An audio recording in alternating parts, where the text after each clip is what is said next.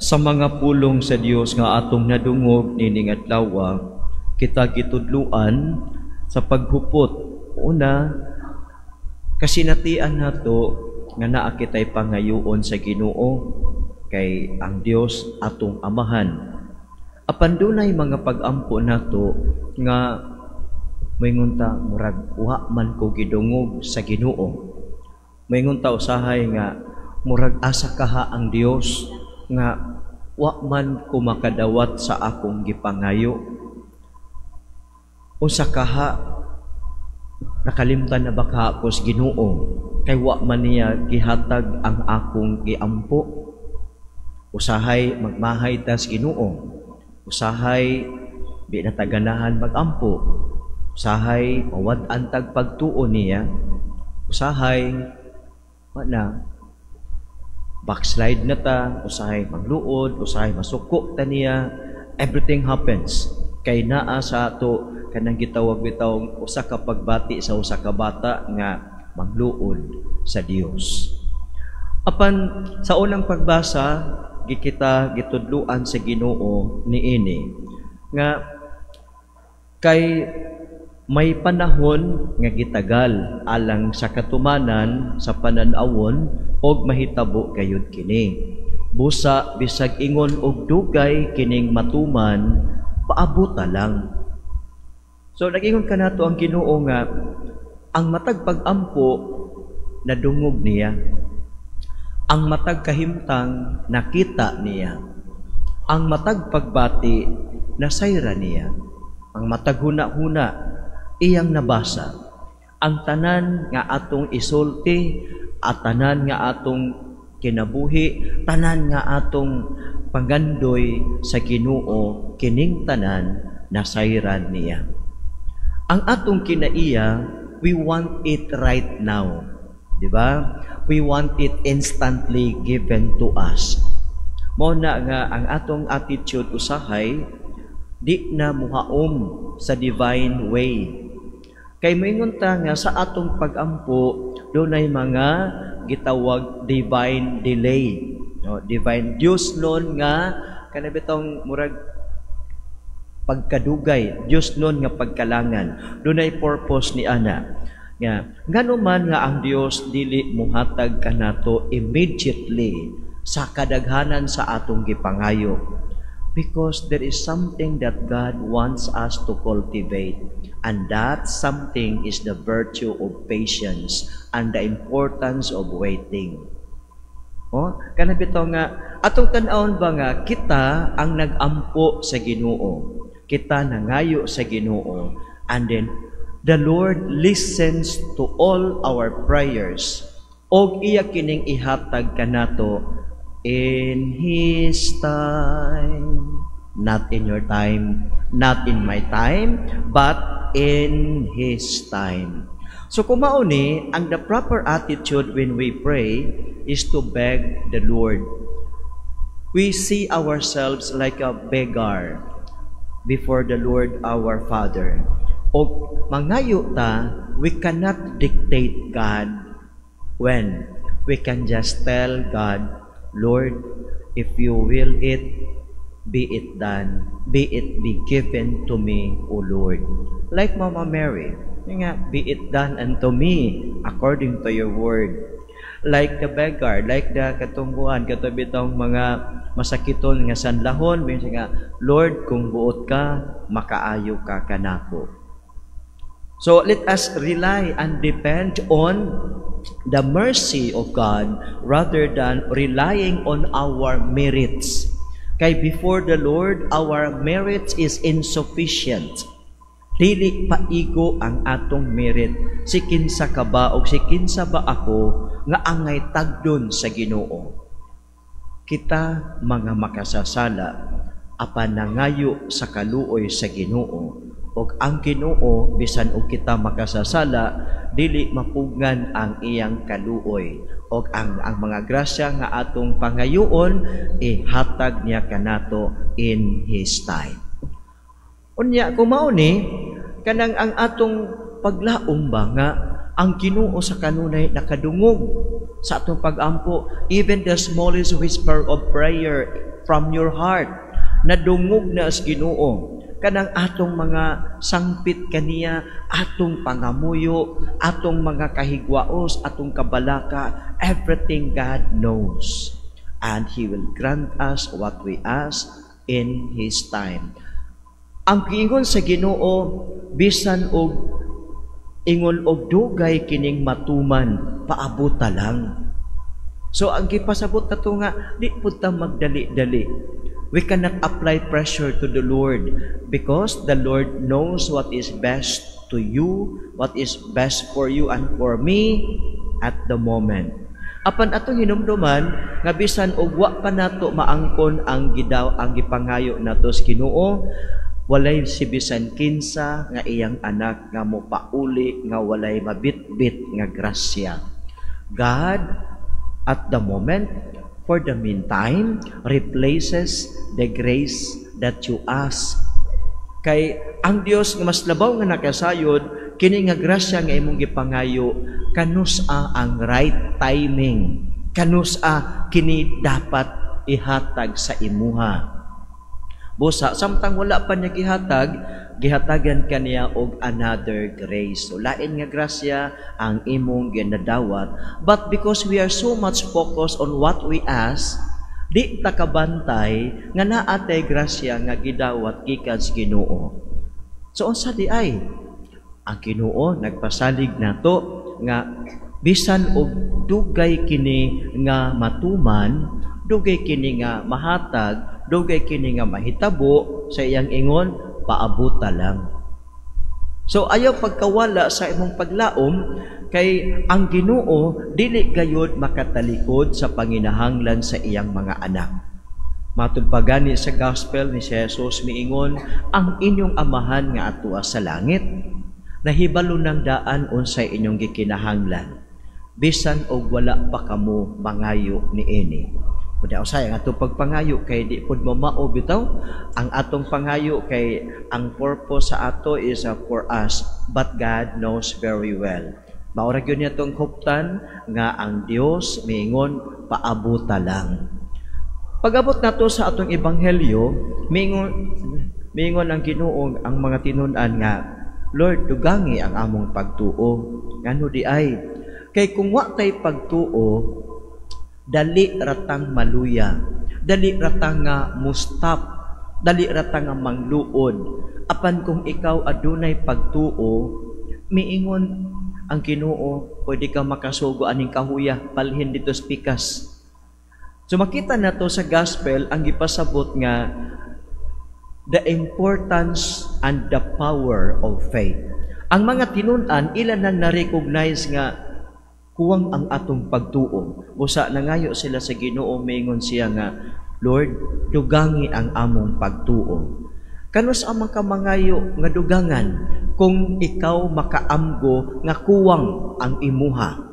Kanus aka mangayo nga dugangan ang imong nahuptan nga pagtuo kung makaamko ka nga kuwang di ay ning among pagtuo. Kinahanglan kini mo increase in height, mo increase in sa iyang size, mo increase ang iyang root, mo tidlom pagyud og maayo og mulig-on diha sa pagsalig sa Ginoo. Importante ang pagtuo.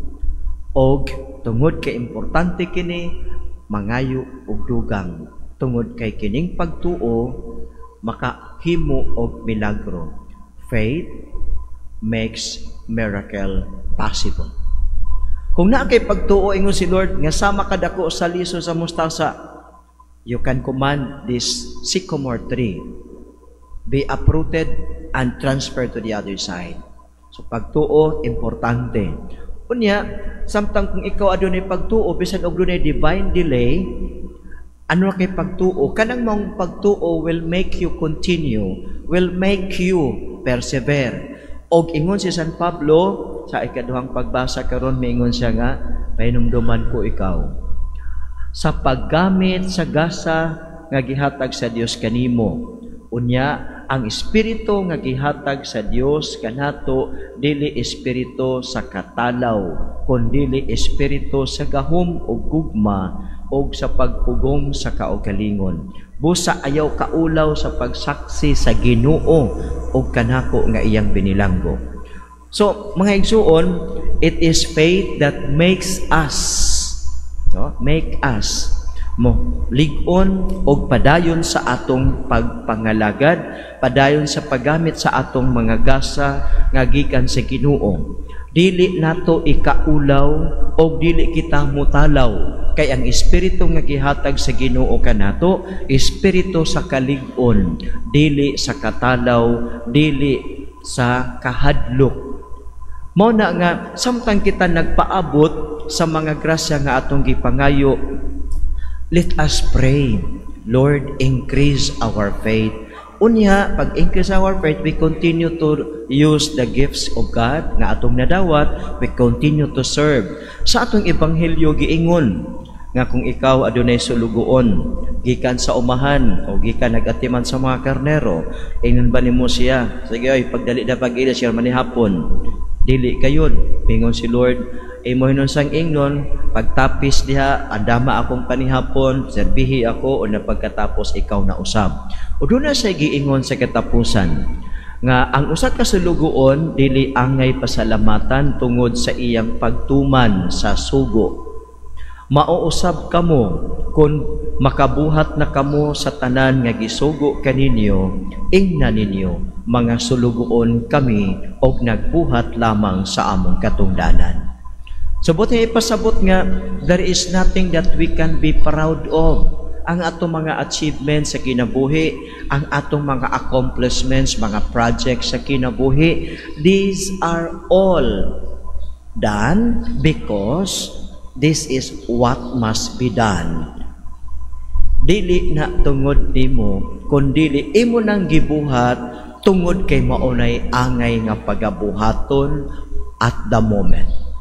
So busa kung mao kini, bisan unsa nga pagpangalagad nato ngadto sa uban, bisan unsa nga mga proyekto nga atong mahimo, bisan unsa nga mga tabang nga atong mahatag sa uban, we should not be proud of it.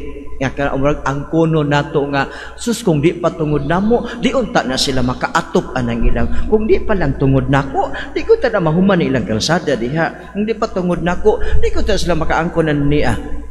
We claim entitlement.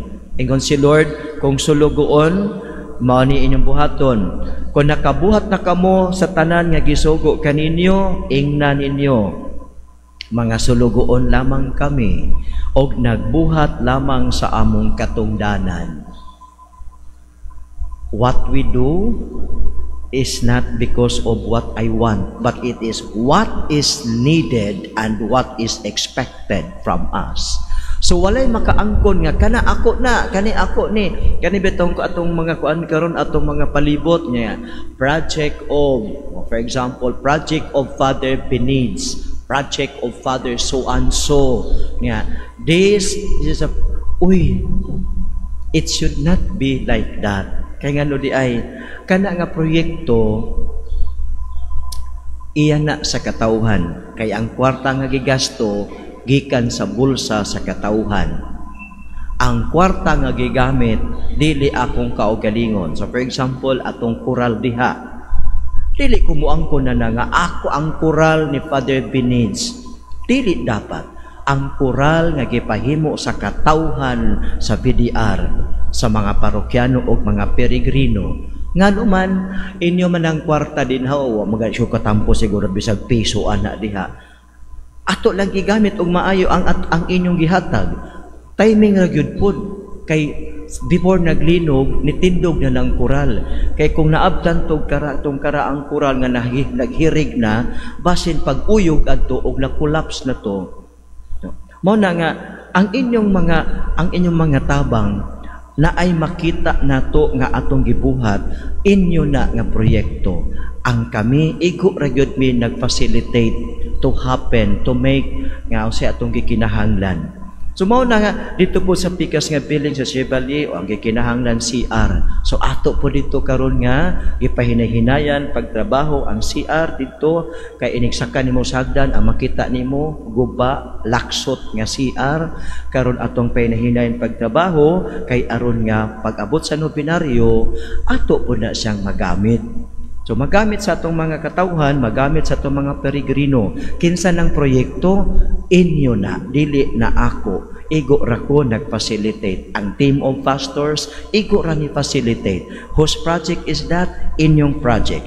Dili na maangkon ako, kay ako sulugoon ramang ko. Ingon si Lord, kamo mga sulugoon, kung makabuhat na kamo sa tanan nga gisugo kaninyo, ingnan ninyo, mga sulugoon lamang kami, og nagbuhat lamang sa among katungdanan. So pagkanindot no kanang maatong maamguhan ba nga, I cannot claim an entitlement of this because I am just a servant. Kung mao kini mga igsuon, we need to ask the Lord, Lord, increase our faith. Kay bisan ang kuno naman nato bisan og kanang igo ra gyud ka nakatabang kadali ka gidiyot din na kag oy ako be na oy tungod nako ang ano we claim on that, but our gospel today reminded us nga oy you cannot claim that as your own, you cannot claim entitlement because you are just doing what is expected. So mga igsuon, una kinahinumduman ang atong pag-ampo na dungog sa Ginoo. Paabuta lang. Ayaw pang luod sa Ginoo. Ikaduha, ingon si San Pablo, ayaw kaulaw sa paggamit sa imong mga gasa. Padayon sa pagsaksi sa pagpuyo kinabuhi nga sumala sa Ebanghelyo. Ikatulo, ampo ta nga dugangan atong pagtuo. Lord, increase our faith.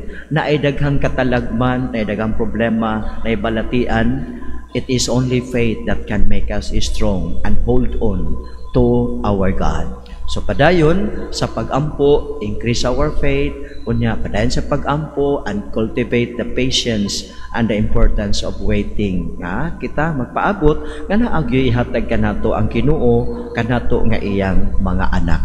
Manindog kitang tanan og ato nga ipadayag ang atong pagtuo.